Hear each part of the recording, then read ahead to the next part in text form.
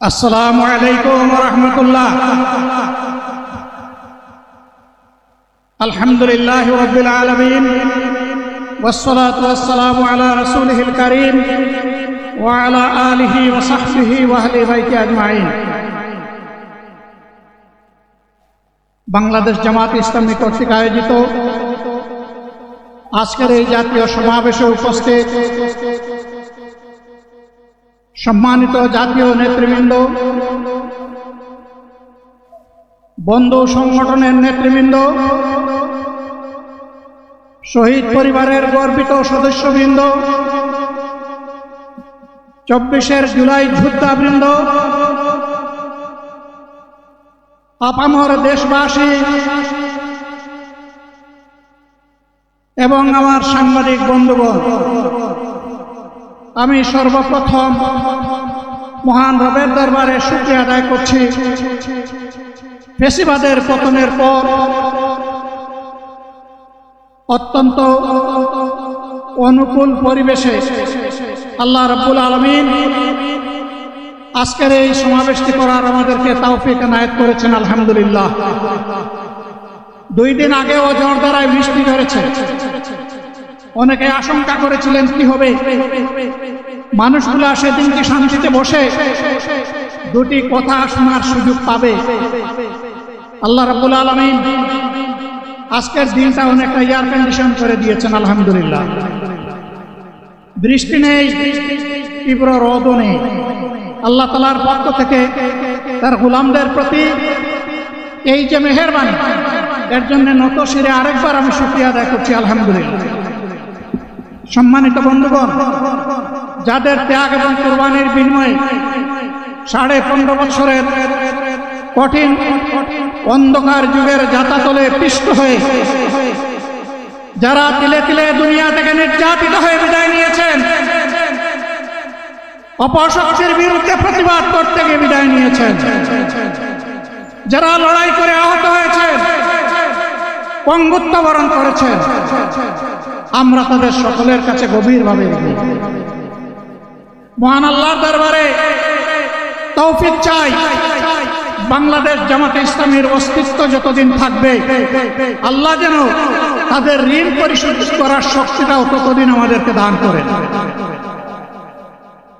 আমি গভীর পরিতাপের সাথে আপনাদেরকে জানাচ্ছি, আজকের এই বিশাল সমাবেশ আয়োজন করতে গিয়ে আমাদের 3 ভাই ইতিমধ্যেই দুনিয়া থেকে বিদায় গ্রহণ করেছে। খুলনার দাবকুপ উপজেলার আমির জনাব মৌলানা আবু সাইদ বিদায় নিয়েছেন। পাবনার বয়োজ্যেষ্ঠ একজন মুরব্বী জনাব মুস্তাফিজুর রহমান, তারা এই আয়োজনে আসতেই পারে। আসার পথে আল্লাহ তাআলা তাদেরকে তার কাছে তুলে নিয়েছেন। আরেকজন ভাই এখানে অসুস্থ হয়ে তিনিও ইন্তেকাল করেছেন, শাহ আলম।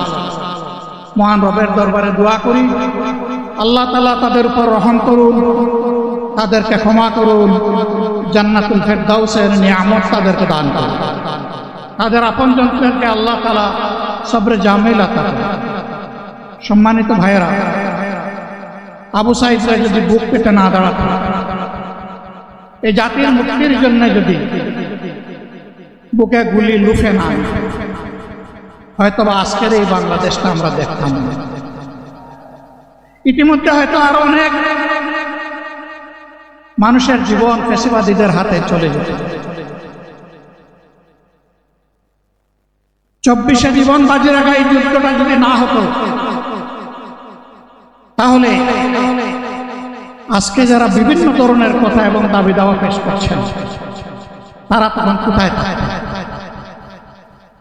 অতএব আসুন, যাদের ত্যাগের বিনিময়ে আল্লাহ তাআলার এই নিয়ামত পাওয়া, তাদেরকে যেন অবজ্ঞা এবং অবহেলা না করে। শিশু বলে তাদেরকে যেন তুচ্ছ তাচ্ছিল্য না, অহংকার করে অন্য দলকে যেন তুচ্ছ তাচ্ছিল্য না, অরাজনৈতিক ভাষায় আমরা যেন কথা না। যদি এগুলো আমরা পরিহার করতে না পারি, তাহলে বুঝতে হবে যারা পারবেন না, ফ্যাসিবাদের রূপ তাদের মধ্যে নতুন করে বাসা বেঁধেছে। আমরা আশা করি আমরা এগুলা করব না, কেউ এগুলা করবে না, বরঞ্চ রাজনৈতিক শিষ্টাচার রক্ষা করে জাতীয় ঐক্যে বীজতলাটা আমরা সবাই মিলে একসাথে তৈরি করবো ইনশাআল্লাহ। সম্মানিত ভাইয়েরা, আসরের নামাজ আসন্ন, আরো অনেক বক্তা ছিলেন, তাদেরকে আমরা দিতে পারি নাই, আমরা দুঃখিত। এজন্য আমার লম্বা কথা বলার সুযোগ নেই। যারা এখানে কথা বলেছেন তারা আমার মনের কথাগুলোই তুলে ধরেছে। আমি শুধু বলতে চাই, আগামীর বাংলাদেশটা কেমন হবে? আমি বলি আরেকটা লড়াই হবে ইনশাআল্লাহ। একটা লড়াই হয়েছে ফ্যাসিবাদের বিরুদ্ধে, আরেকটা লড়াই হবে দুর্নীতির বিরুদ্ধে ইনশাআল্লাহ। এই দুর্নীতির মূল উৎপাটন করার জন্য যা দরকার, আমরা তারুণ্য এবং যৌবনের শক্তিকে একত্রিত করে সেই লড়াইয়েও ইনশাআল্লাহ বিজয় লাভ করব। প্রিয় ভাইরা, জামাতে ইসলামী যে দুর্নীতিমুক্ত সমাজ গড়বে তার প্রমাণ কি? তার প্রথম প্রমাণ হচ্ছে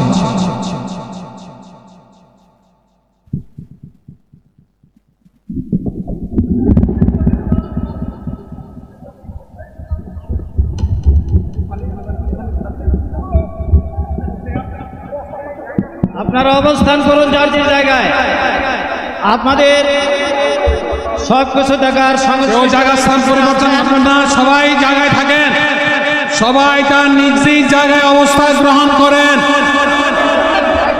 সবাই তার নিজ নিজ জায়গায় অবস্থান গ্রহণ করেন।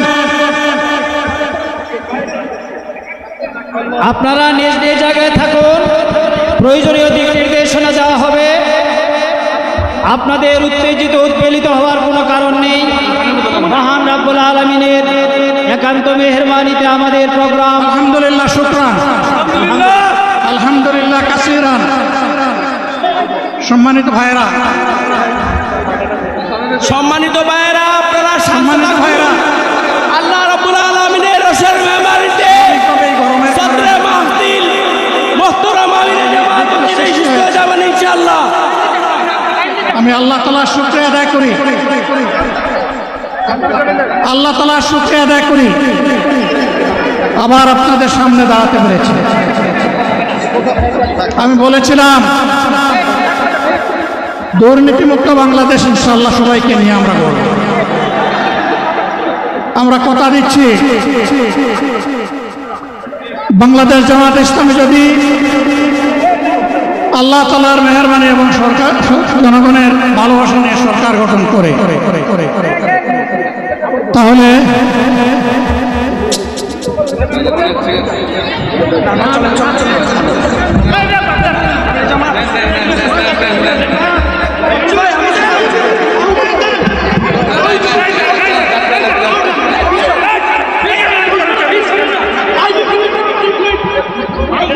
আপনারা নিজ নিজ জায়গায় অবস্থান করুন। আমাদের স্বেচ্ছাসেবকগণ আছে, সংশ্লিষ্ট বিভাগের দায়িত্বশীল আছে, তারা প্রয়োজনীয় ব্যবস্থা নেবেন। কারো মাইকের সামনে আসার দরকার নেই।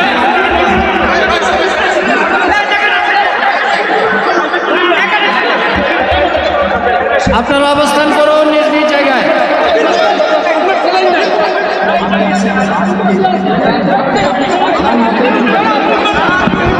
সবাই মেহেরবানি করে শান্ত হয়ে বসুন, শান্ত হয়ে বসুন, শান্ত হয়ে বসুন।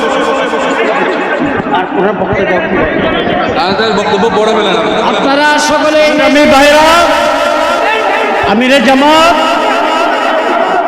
একটুখানি অসুস্থ হয়েছেন গরমের কারণে হয়েছে, কিন্তু উনি বারবারই চেষ্টা করছিলেন বক্তব্য দেওয়ার জন্যে। ডাক্তাররা বলছেন ওনার আর বক্তব্য রাখা ঠিক হবে না। ওনার যে বক্তৃতা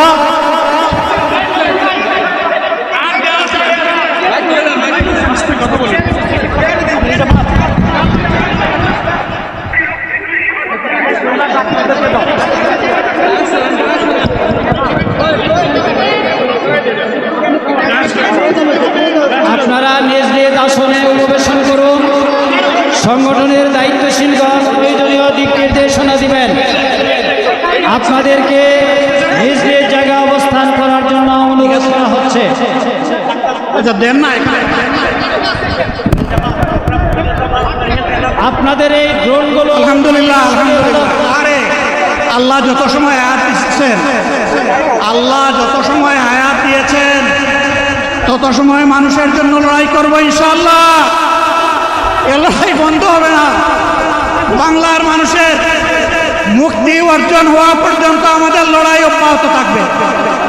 বলছিলাম জামাতে ইসলামী যদি আল্লাহর ইচ্ছা এবং জনগণের ভালোবাসায় বাংলাদেশের মানুষের সেবা করার সুযোগ পায়, তাহলে মালিক হবে না, সেবক হবে ইনশাআল্লাহ। আজ আমি ঘোষণা দিচ্ছি, লক্ষ জনতাকে সাথে নিয়ে বাংলাদেশ জামাতে ইসলামী থেকে যারা আগামীতে সংসদ সদস্য হিসাবে নির্বাচিত হবেন, আরে আপনারা কথা বন্ধ করেন, আপনারা কথা বন্ধ করেন, সবাই বসে পড়েন, সবাই বসেন বসেন, কেউ দাঁড়াবেন না, সবাই বসেন। যদি আল্লাহর ইচ্ছায় জনগণের ভালোবাসায় বাংলাদেশ জামাতে ইসলামী থেকে সংসদ সদস্যরা নির্বাচিত হয়ে সরকার গঠন করেন, তাহলে কোনো এমপি কোনো মন্ত্রী আগামীতে সরকার কিছু পদ গ্রহণ করবে না। কোনো এমপি এবং কোনো মন্ত্রী ট্যাক্সবিহীন কোনো গাড়ি চড়বে না। কোনো এমপি এবং কোনো মন্ত্রী তার নিজের হাতে কোনো টাকা চালাচালি করবে না। কোনো এমপি এবং কোনো মন্ত্রী যদি তার নির্দিষ্ট কোনো কাজের জন্য বরাদ্দ পেয়ে থাকেন, কাজ শেষ হওয়ার সাথে সাথে বাংলাদেশের 18 কোটি মানুষের কাছে তারা তার প্রতিবেদন তুলে ধরতে বাধ্য হবে। সম্মানিত বন্ধুগণ, চাঁদা আমরা নিব না, দুর্নীতি আমরা করব না, চাঁদা আমরা নিতে দেব না, দুর্নীতি আমরা সহ্য করব না। এই বাংলাদেশটাই আমরা দেখতে চাই। যুবকদেরকে আমরা স্পষ্ট ভাষায় বলতে চাই, বন্ধুগণ তোমাদের সাথে আমরা আছি। আমি আজকে জামাতের আমির হিসাবে এখানে কথা বলতে আসিনি। আমি এসেছি বাংলাদেশের 18 কোটি মানুষের একজন হয়ে কথা বলতে। আমি শিশুদের বন্ধু, আমি যুবকদের ভাই, আমি বয়স্কদের সহযোদ্ধা, আমার বোনদের আমি ভাই। সুতরাং তাদের মুক্তির জন্যেই আমি দায়িত্ব নিয়ে আজকে এখানে দাঁড়িয়েছিলাম। আল্লাহর ইচ্ছা শরীর আমাকে সাময়িকভাবে সহযোগিতা করে না, এটাও আল্লাহর ইচ্ছা যে এখন আল্লাহ আমাকে কথা বলার সুযোগ দিচ্ছে। আমি বলতে চাই, বাংলাদেশের নির্দিষ্ট কোন শ্রেণীর মুক্তির জন্য আমাদের এই লড়াই নয়। রাস্তার একজন পরিচ্ছন্নতা কর্মী, চা বাগানের একজন শ্রমিক, রক্ত পানি করে ঘাম জড়ানো আমার একজন রিক্সা চালক ভাই মাঠে ময়দানে বাংলাদেশের মানুষের মুখে যারা এক মুঠো ভাত তুলে দিতে চায়, আমার সেই কৃষক বন্ধু, আমি তাদের হয়ে আজকে এখানে কথা বলতে এসেছি। আমি কোনো অভিজাত শ্রেণীর হয়ে এখানে কথা বলতে আসি। আল্লাহ তাআলার অশেষ মেহেরবানি, আজীবন সকল রক্ত চক্ষুকে উপেক্ষা করেছে, যে ধর্মের পরোয়া করি নাই। আমার আফসোস, 24 সালে জাতিকে মুক্তি দিতে গিয়ে যারা জীবন দিয়ে শহীদ হলো, আমি তাদের একজন হতে পারলাম না। আপনাদের কাছে দোয়া চাই, ইনসাফের ভিত্তিতে একটি দেশ গড়ে তোলার জন্য আগামীতে যে লড়াই হবে, আমার আল্লাহ যেন সেই লড়াইয়ে আমাকে একজন শহীদ হিসাবে কবুল করে। সম্মানিত বন্ধুগণ, আমাদের প্রিয় শহীদ নেতৃবৃন্দ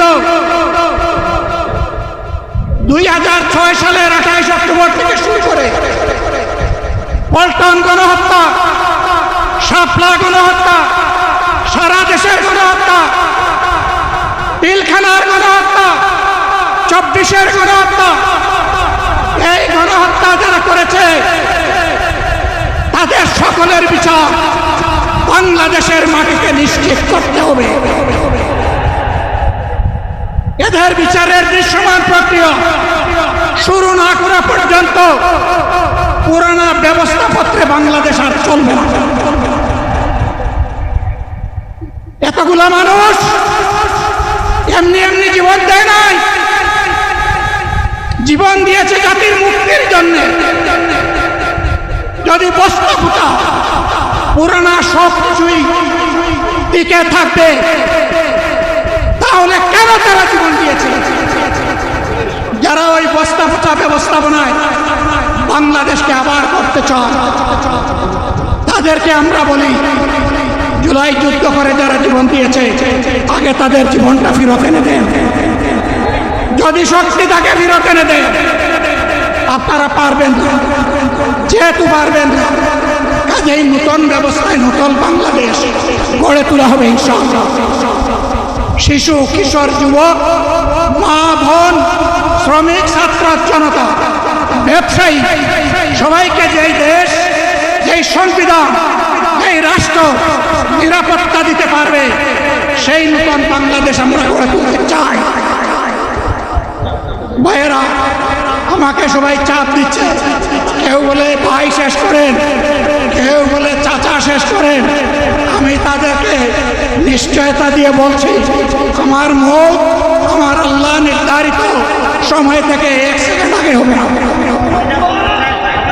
এবং হায়াত যা দিয়েছেন তার 1 সেকেন্ড আগেও আমি যাব না। অতএব মহান আল্লাহর কাছে আবারও তৌফিক চাই।